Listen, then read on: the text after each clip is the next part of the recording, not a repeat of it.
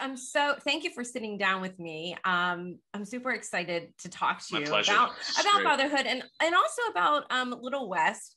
I love to dive into the businesses that you all have started because I just find it so interesting. And I so want to be a juice person, and I'm not. And so I'm I'm hoping you can convince me to become one. Yeah.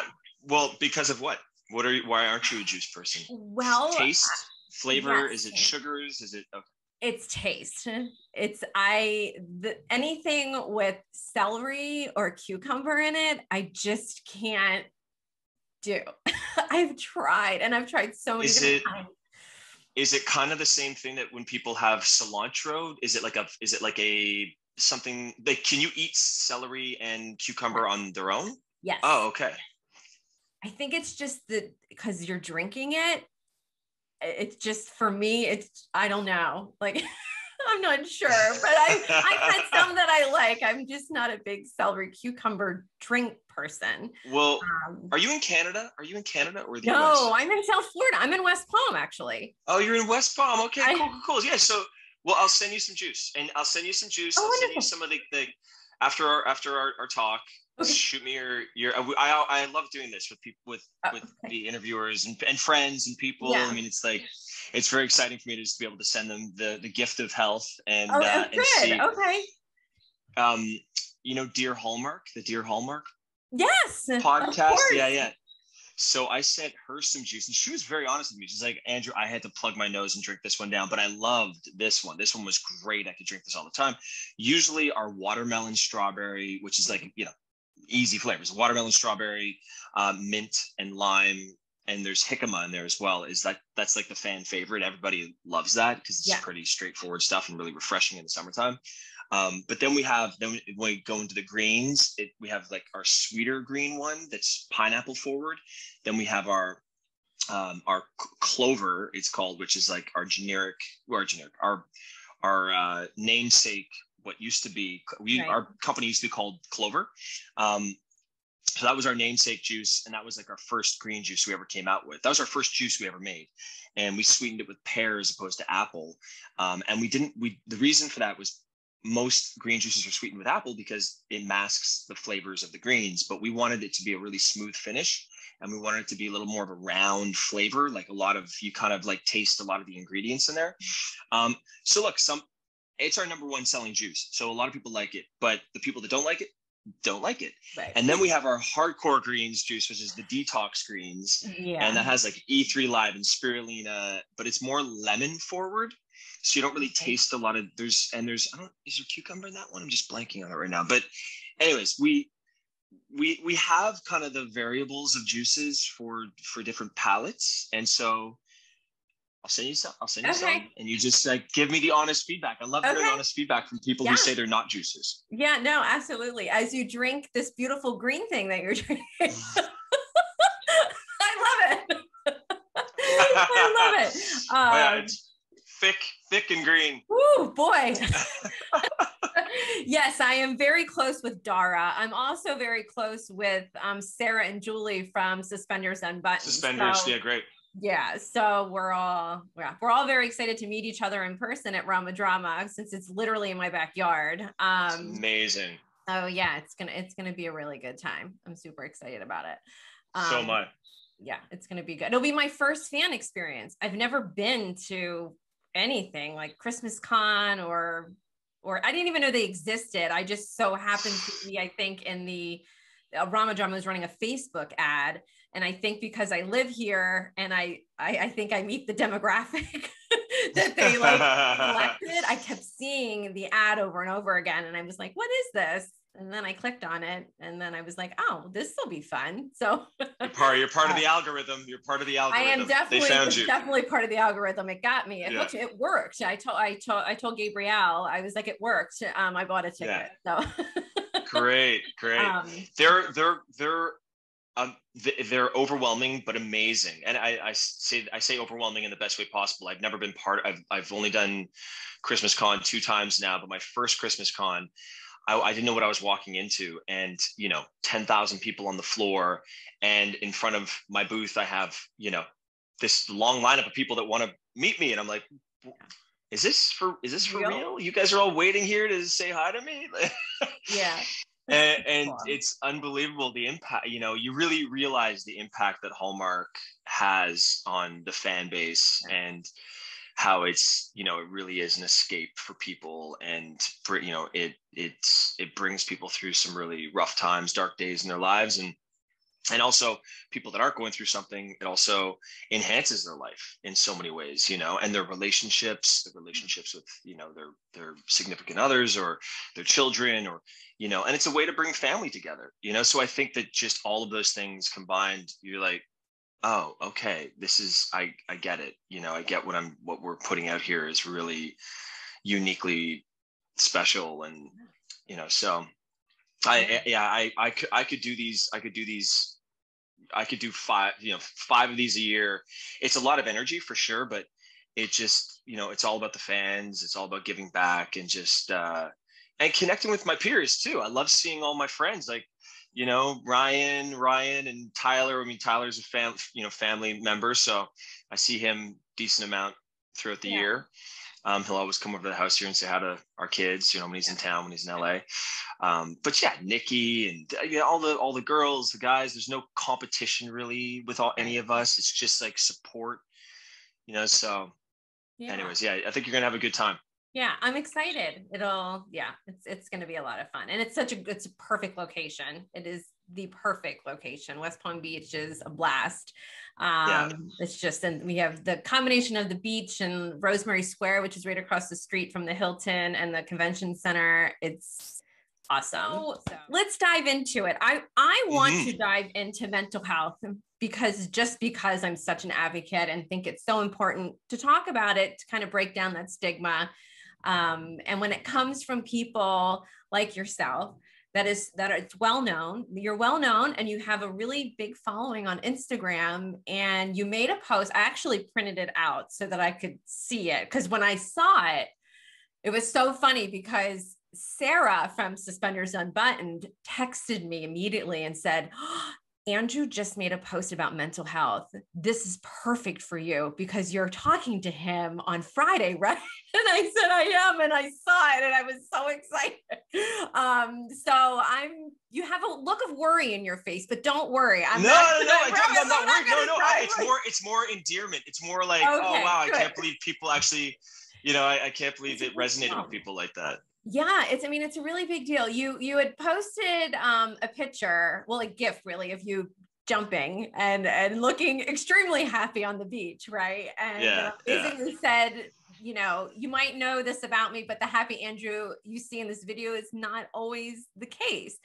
And I think a lot of people probably understand that we have our days, right? Where we have dark days and we just, you know, we don't feel like ourselves. And it was important for you to put this out. May is maternal or mental health awareness. It's also maternal mental health awareness month, but in general, it is mental health awareness month. And you got a really great response. In fact, I printed this out this morning. You had 355 comments as of this morning. That was early this morning before I left for a morning appointment.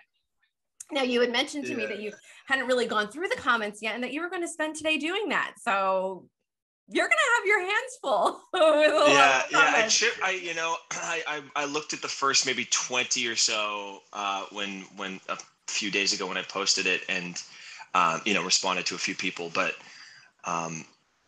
anything specific that you want to talk about with this post, or do you want me to just tell you kind of where? Yeah, well, I think what a lot of people might be asking is why. We're pretty, I think, deliberate with what we put on social media and Instagram. I don't have that many followers, but I would suspect that people that have a lot of followers like yourself are probably pretty deliberate about what they put on there. So why this? Well, a few things. I think I'll rewind to about 6 months ago. My wife and I, we started looking at our social media and our, and what we were putting out there to the world and going, okay, wow, we actually have like these things that we're putting out there, people actually notice, they take note of and potentially read and comment on. And we feel like we have a bit of a small bit of an ability to, maybe trigger conversation and thought, and, just, and we decided, we're like, let's just be really honest. And we, truth be told, we do work with a social media person, a girl that we're kind of like all working together, the three of us, in trying to put out stuff that's very honest and very real. And we don't want to sugarcoat things. I'm a very outspoken person in a way when it comes to, I try to stay out of anything political, really, because I'm Canadian. So I'm a legal immigrant living in the States, and I've been for 21 years. I love America. I love everything about it. And, really, if I really break it down, I'm probably like right in the middle of it all, And so, but I try to stay out of that. But when it comes to like, environmental things, and when it comes to just things that I really think that we should all just kind of rally behind, equality, just being open to any kind of marriage. And I mean, I just, those things are I'm a little more outspoken about. But, for mental health, it's something that I really wanted to, we had this conversation last week with this girl that we, Kelly is her name, that we work with. And I was like, Kelly, like, I don't think a lot of people know this. And I don't know if I should post this next week, but I don't think a lot of people know that I actually, my mother dealt with depression, severe depression. My sister deals with severe depression. It's in our family. I actively have to consistently do things, and whether it be food, sleep, my sleep cycles, yoga, Pilates, meditation, I am actively always trying to pursue a happier life and a more connected life. And also, those are kind of the more surface stuff, but also, my beliefs in that we're at the mercy of something greater than ourselves, and whatever you believe in, it's out of your hands. And I think that a lot of the time, that's the one tangible thing that we can hold on to, if you call it God, if you call it whatever, but I think that's also something that I always have to continue to remind myself of. And I definitely, because life is so good, and I feel like the better my life gets, the more that I'm praying, and the more that I'm giving gratitude, and the more that and my wife and I, not a day goes by that we don't wake up in the morning time and then look at, the house that we're living in, and our kids' health, and the abundance that we have coming into our lives. And we're like, oh my God, hon, I'm so grateful. I'm so grateful right now, and so we really try to actively, remind ourselves of that. And also, and I think that, so I wanted to just tell people that, like, look, there's like this, fish lens, or this the highlight reel, I guess, is like Instagram is your highlight reel of your life, right? You're always like, look at me, life is so great, and I just wanted to put something up there that, and I felt, honestly, like when I posted it, I was like, is it too much of a contrast? It's like me jumping and then like me putting this like honest comment about, how sometimes I feel when I wake up in the morning time, and how Right. I'm, I do deal. And even if it's not morning time, it's daytime, where my wife will turn to me, and she's way more even, like, level-headed than me. I'm more of the fun-loving guy, like always. I'm like good time guy. People come over, I love hosting, I blast music, I'm dancing, I'm doing all these things. But there's days on a weekly basis that my wife will be like, hun, go do a yoga class, come back and talk to me in the afternoon. Just, you're not you right now, or you are you, but you just need to take care of the things you need to take care of, and then we'll talk about stuff. Yeah. And we have a business together, so she knows how I get, and I, definitely, like everybody else, I get stressed over the things I get stressed over, finances and things. And as a freelance artist and actor, you never really know when, your next paycheck is going to be. And LA is not an inexpensive place to live. And so, yeah, things overwhelm me. And so I just wanted to put up, I wanted to put up as honest of a comment and a post as possible, and just tell people that, look, I am always trying to find ways to live a happier, brighter, more vibrant life. And even if it, it comes down to as simple as drinking something that like, makes me happy and lets the endorphins kind of, burst in my body. But we, my wife says, and this is a delicate, subject, because we say to each other, we're like, happiness is a choice. But for a lot of people, happiness is not, it's so far from being a choice. It's chemical, and I've seen that. I saw that with my mom. I've seen that with my sister. I see that with other family members, and on my wife's side. And so as much as we want to say it's a choice, I think that it's chain links, right? It's like you can, I say this about diet and health and wellness in general and longevity. It's all about these little chain links that, you could start the chain and it might seem like it's going to take you forever to get to that end or to midway through. But if you just start and you start doing those little things that will,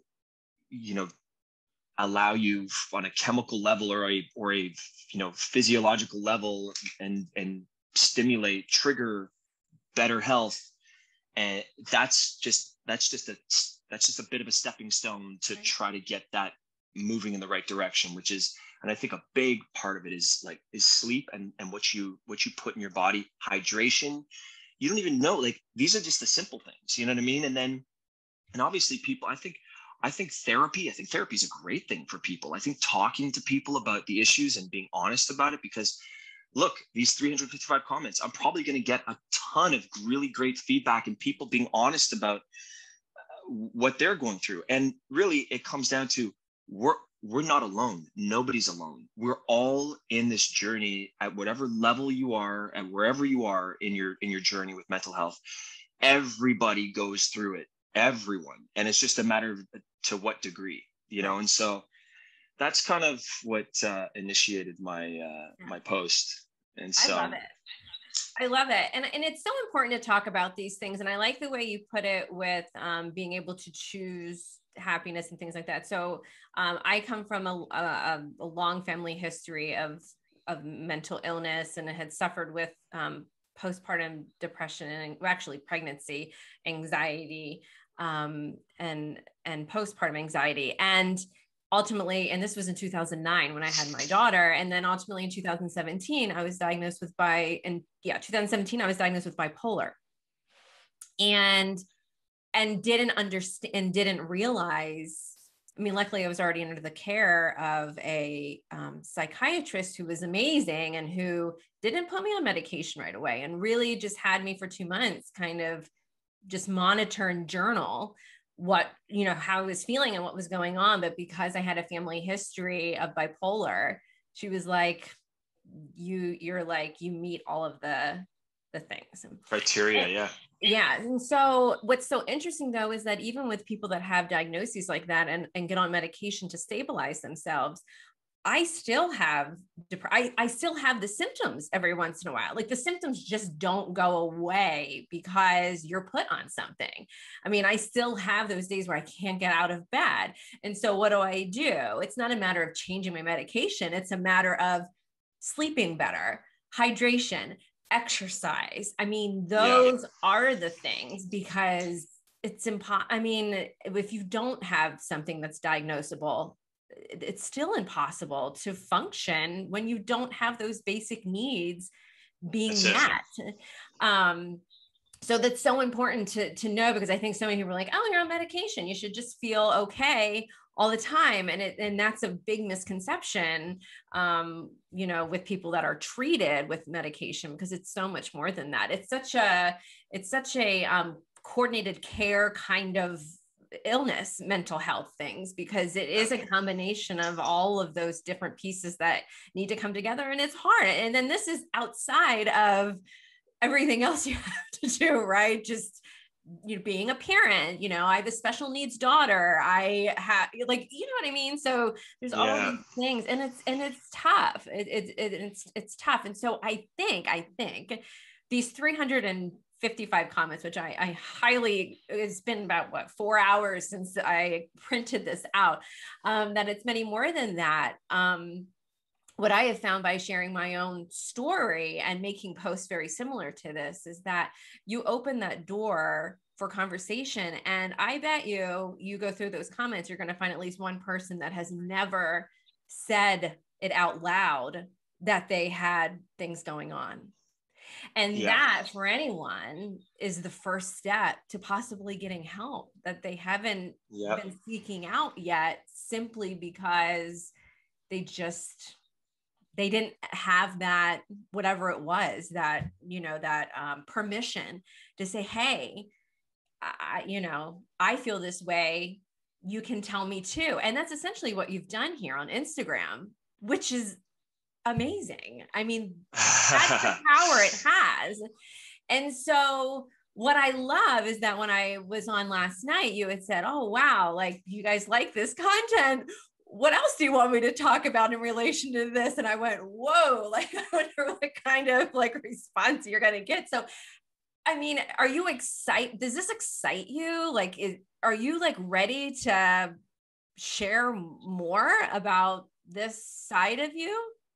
Jennifer, I'm an open book, and I love this stuff. When people, because, I do feel, I have felt it's as an, as an actor, and, when I go to these conferences and just like, and also when you post things on social media and stuff, it's very self-indulgent in a way. Like, I feel like it's like, well, who cares what I say? Who cares what I think? Who cares what I'm just this guy that does, I'm an actor. It's a line of work, but I really, stripping all that away, I'm also a person that I feel like people see on social media, there's this happy couple living this perfect life, doing, with these kids that are, it's just, they don't see that we are fractured in ways. I'm fractured in a lot of ways. I'm hopefully going to continue to work on myself constantly. I am such a different person now than what I was 6 months ago to a year ago, 2 years ago. And I look at the changes that I've been making in my life, and I'm really proud of them. I feel like I just am constantly trying to be a better husband and father, and person, friend, son, brother to my sister, and just, so it's, I'm really excited. I'm really excited that it opened the door to this conversation with people, and allowing people to be maybe a little bit more honest with what they're going through too. Yeah. I'm such a big believer that storytelling and sharing really is the catalyst for people to open up and to really admit to the things that maybe they've never admitted to before, whether it's to themselves or to other people. The film that I did was way back, 2015, which doesn't seem like that long ago, but it's going to be coming up on its 10 years in 2025, which I can't believe. Doesn't it seem like it? 2015 seems like, last week. I know. It's weird. And the film, I mean, self-funding a documentary film and doing that is a lot of work. And everyone has always asked, is there going to be a sequel? And I'm like, I don't know. As much as I went to school for broadcasting, film production. There's nothing more that there's nothing I love more than being on a set and doing those kinds of things. But a podcast is much easier. So I do have another podcast in addition to this one named after my film. And at least 2 times a week, I get moms reaching out to me saying, I'm ready to share my story. Like, can I be on your podcast and share your story? And I'm on season 2 now. And I think I've interviewed maybe 65 women in the last 2 years. Some that have never shared their story before. And even with their family, we're scared to share it with their family. And we're hearing it for the first time through my podcast. And it just goes to show you, one, mental health in general has so much stigma, but mental health and motherhood are like really just, they don't go. I mean, they're not supposed to be associated you know, feeling sad and anxious and having a newborn, those are like different, those don't go together. And so, yeah.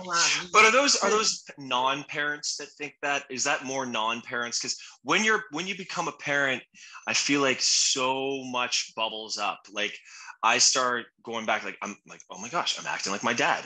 My dad did this, and then you catch yourself in these moments, and we are always like my wife is really great at reading a lot of books and gathering information, and she'll send me and she'll read me, segments of these books that she's reading. And I've done a lot of my own. I'll go. I'm like an in the moment Google guy. Googler, like yeah. what happens if my son does this? Because our first child is, he's almost 7. He's sweet, kind-hearted, very patient with his younger brother. He's tolerant, and his younger brother is everything but like our 2-year-old is a wild child. He will look at you and just like break his brother's Lego, like right in front of you, just breaking it all while looking at him or while looking at us, and then be like, I love you, mommy, love you, daddy, like be this like total opposite. Like you just busted this whole Lego. Anyways, so we're trying to figure out how to work with his type of personality, but it's a reflection. It's a constant. You're constantly questioning things as a parent. You're like, no, it's okay. I'm frustrated. I'm more frustrated in ways that I've never been frustrated before, because it's this little thing that you love so much and so precious to you, but you can't change it with the norm. You can't change it with like your natural instincts of how you would change something. For me, it would just be like, stop it, like stop doing that. What that,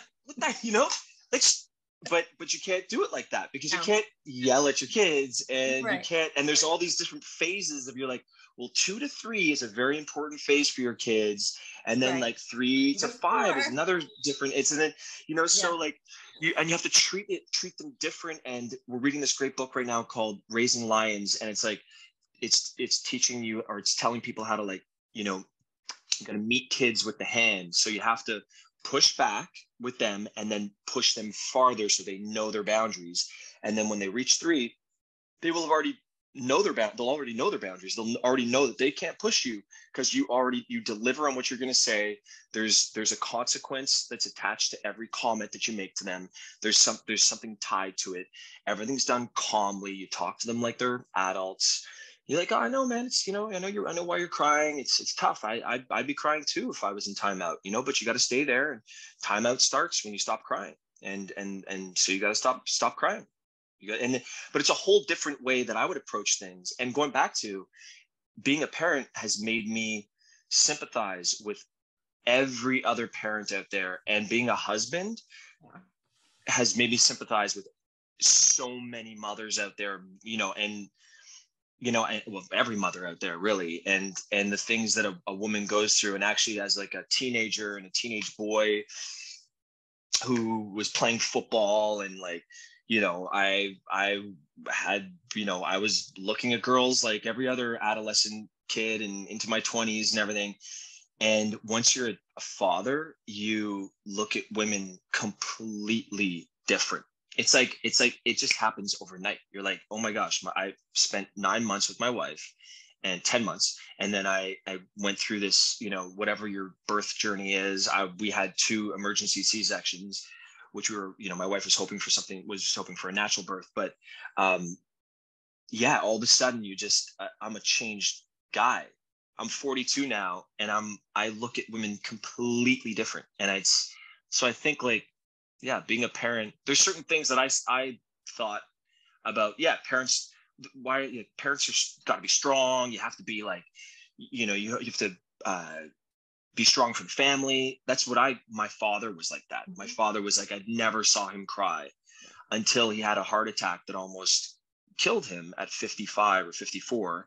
And then it broke him a bit, which was the best thing that ever could have happened to him, because then he'd cry at, puppy chow commercials, and he'd cry at, when he at Christmas when he would just see my sister and I coming down, downstairs for Christmas morning. And then he would cry eating like oatmeal on a Tuesday morning going to school because he heard a song that reminded.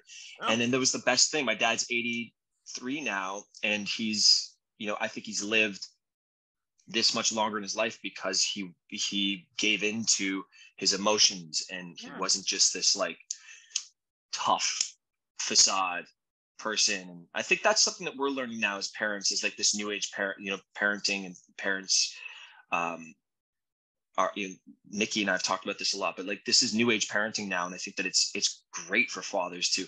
I cry with my boys just randomly on a Saturday, every other Saturday, listening to music, and just because of gratitude, happy tears, and seeing them do something. And I'm like, I don't hide it. It's just like, I'm like, come here, buddy, come here, give me a hug, and so it's, I think anyways, I don't know. I asked a question and then I kind of answered it myself, but I was like, do parents, is it a non-parent thing, or is it a parent thing, Yeah.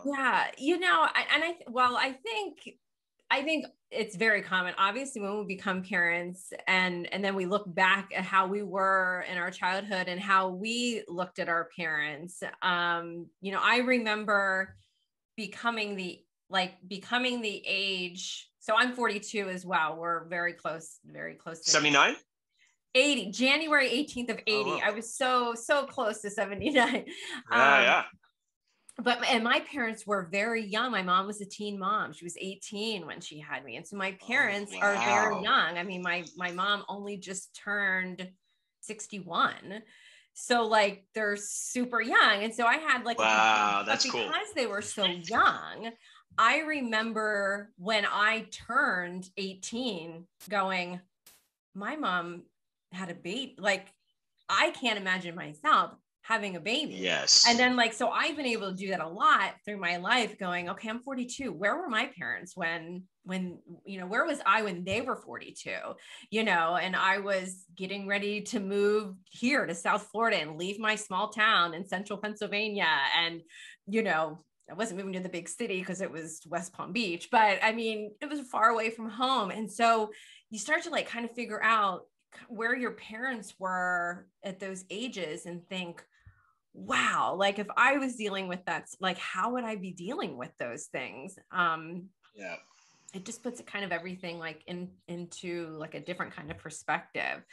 I remember apologizing to my mom numerous times. Like, I'm so sorry I did this. And I understand now why you were so worried about me when I wouldn't call you back or when I wouldn't, and then to think about the technology differences I didn't have a cell phone until I think I went to college. I didn't even have an email address until I went to college. And so I'm like, we would just come home and not have phones to call anybody. Like, it's just such a different world. And then that even looking at parenting and how parenting is going to be different for us who have children. What's the technology going to be like when they're teenagers? Like, what is that whole world? And nothing can prepare you for that. I mean, that's something that we don't have experience with because that's not how we grew up. So I think also we were living through it was a little bit of an anomaly where we were our age group, I think, has lived through the most technological advances out of any era. I think when you look at cell phones and then FaceTime and all these things that we're able to do now, and compute, we went through the computer phase. We went through computer phase. Yeah. Computers were, we went through from the dial phone, you know what I mean, to a cell phone, to wireless at the house, and then cell phones. Right. And car cell phones. I remember my uncle had this the big, with the wire that goes down. He had a Jaguar, and he and so we've gone through so many technological advances, and I think our kids are going to see a lot more of that, obviously, with space and stuff like that, and access to space. And but I don't think we're going to see so much change that we've seen. And that's also we didn't or generation before us didn't really know how to treat cell phones with their kids. Now we know. I know with my 7-year-old and my 2-year-old, I know after seeing that documentary, The Social Dilemma. Oh, yeah. What it was? After seeing that movie and like seeing how, you know, these guys that are programmers for Facebook and Twitter and all these places, and they're like, I don't let my kids. I let my kids, you know, for 3 hours on a Saturday, use their phones. Yeah. Outside of that, no phones. You know, I cut it to just like an hour in the evening, or like different people have different ways of doing it. But I think we now know, we have so much information that we've gathered. Now we're like, okay, this is it's like smoking cigarettes. We know, we just don't, you know, smoking is, you know, causes cancer. Right. Yeah. So, but with phones, yeah, I think it's just, we're also now learning and accumulated so much information and data, and so we're taking this into consideration now with our kids, for sure. Yeah, for sure. And there's of course pluses and minuses to, you know, everything, right? I mean, my daughter who lives with autism uses an iPad to communicate some things. And so I'm like, oh my gosh, like how amazing. I mean, this is amazing. And that even happened because she's 12. And we started with, and I don't know how familiar you are with all of that kind of stuff, but there was something called a PEC system, which is the picture exchange system, which was literally pictures that you printed out and laminated and cut out and stuck Velcro on. And you literally had binders of different images and words so that kids could communicate and physically stick things on a blank board to make sentences. Okay. Now,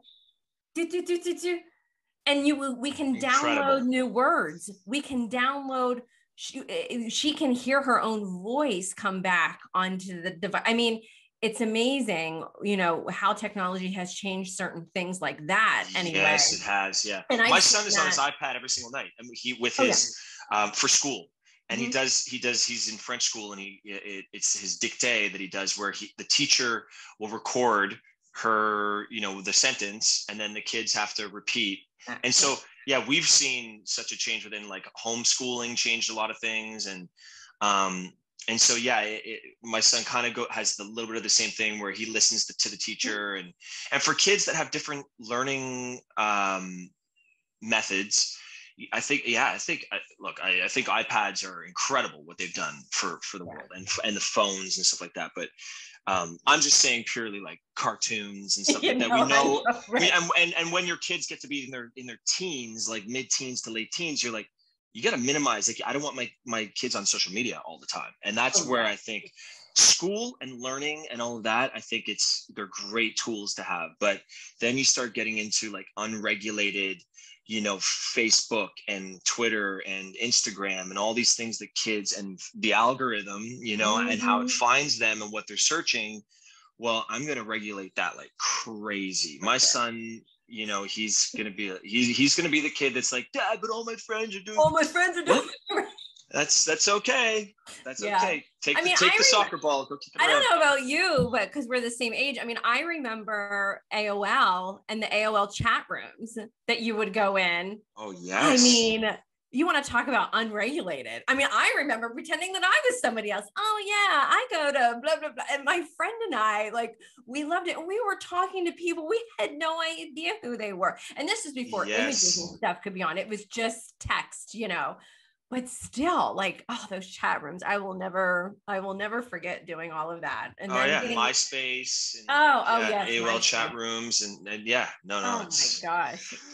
But that's the thing, right? We know all this now. Yeah. So we know all this now, and there's a lot more tools to regulate things and to minimize what your kids and, you know, have access to and stuff. So that's great. That's great. Yeah.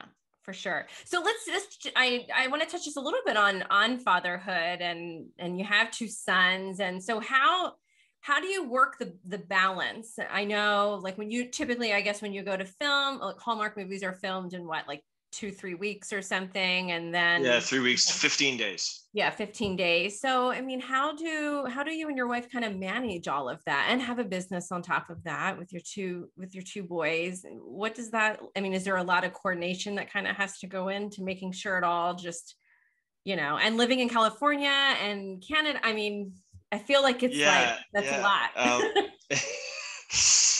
It's a lot. And sometimes I think maybe I take it for granted on how much my wife has it all together. She tells me, she says that she's way more on top of things when I'm not here than when I'm here. I kind of like ruin the flow. And which I get. She's very A-type. She knows just exactly, she has her schedule, waking up in the morning time. At nighttime, she'll make their dinner, her and the boys' dinner, while making their lunches for the next day. So it's all prepped and ready to go. She's a big time like food prep person, like Nikki and her are very similar like that.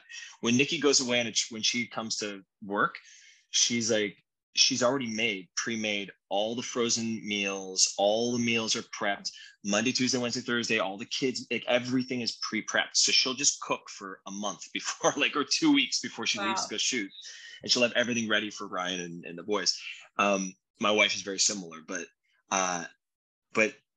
yeah, no, it's, honestly, if I were offered let's start with the work first. I think if I were offered 8 months shooting a network TV series in Atlanta right now at the stage I'm at, I wouldn't take it. I wouldn't take it. Right now, Hallmark and the 2 movies I get to do a year, 2, sometimes 3 movies I get to do a year, plus some of the development stuff I'm doing with them and pitching them projects. I'm gone for 25 to 30 days max twice a year. So I'm gone for like 60 days maybe in the year to Vancouver. And the rest of the year I'm at home, being a husband, being a father, gardening, doing things with my kids. And so, yeah, the balance is definitely there with my work.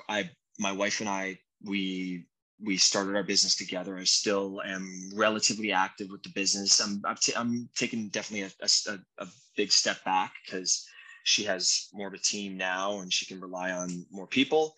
But I still kind of help oversee a few things. But the balance is basically, Cassandra and I, we work out together.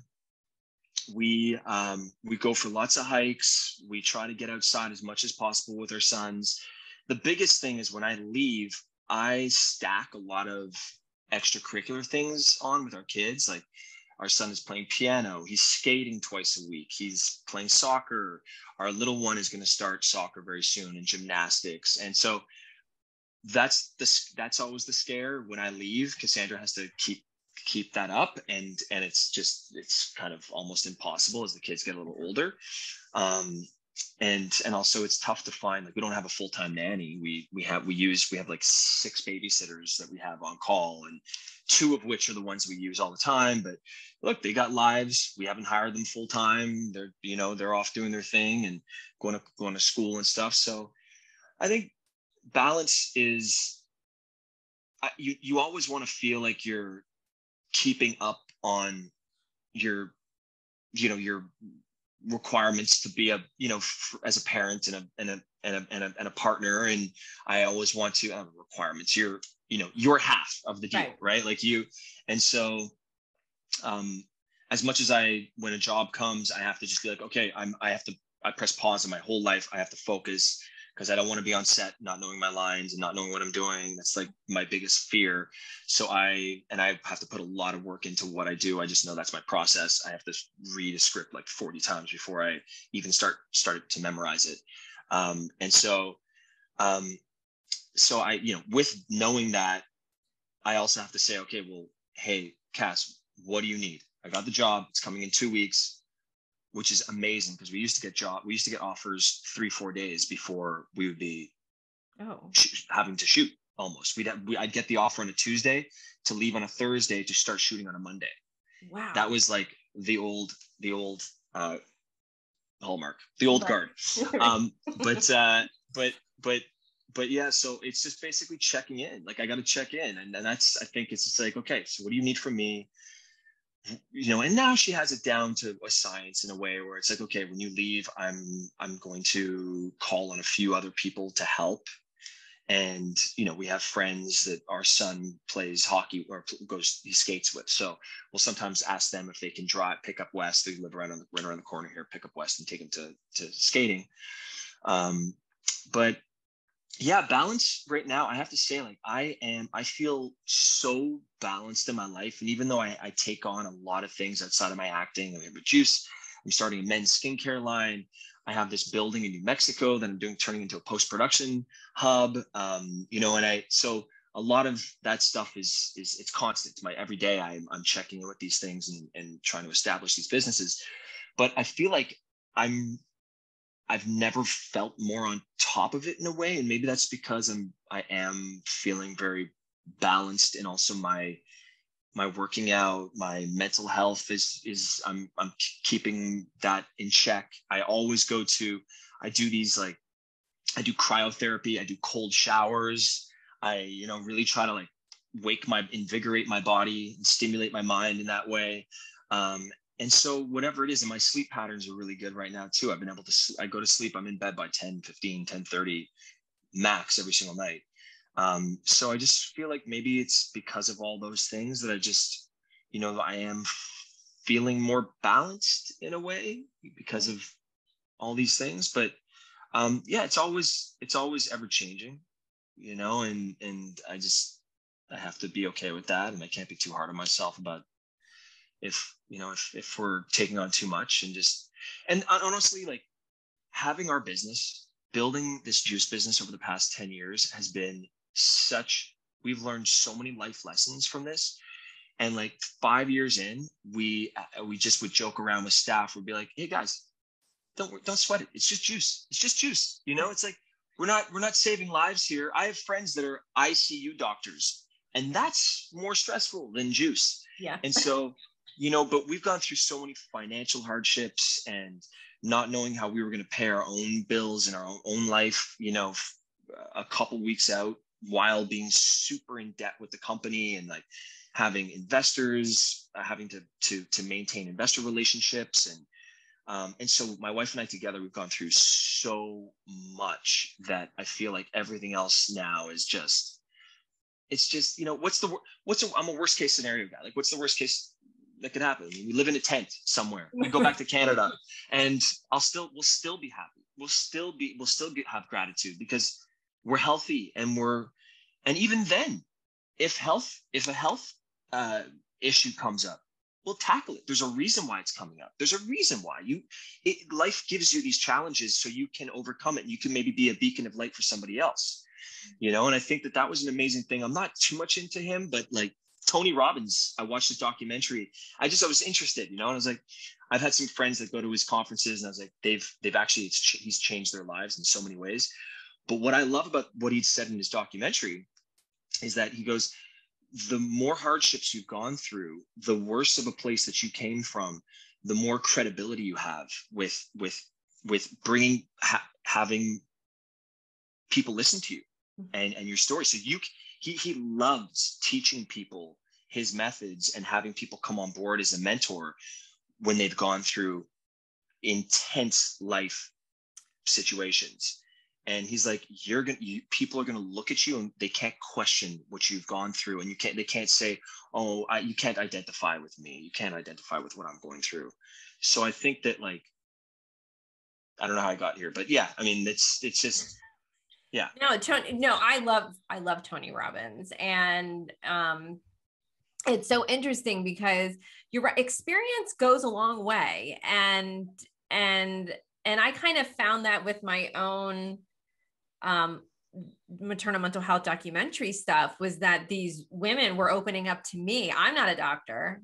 I used to have doctors' offices call me because they saw me in my film and would say, I have a woman right now in my office and I don't think she's safe. And I'm like, okay. I mean, so I'm guessing you have her emergency contact, because you always fill that out on the form, when you're a patient, you should probably call them and not leave her alone. Like, so. Wow. This is such a great conversation. I really appreciate it. I love talking about this stuff. I haven't had one podcast that I've actually been able to talk about this stuff, and I definitely don't. I want to, preface this for all the listeners that I'm by no means a professional when it comes to this stuff. I'm just a guy that is kind of accumulating information as I go along and starting to realize things about myself and the people around me. And so, yeah, this is kind of refreshing to be able to speak it. Yeah. Communicate Awesome. it.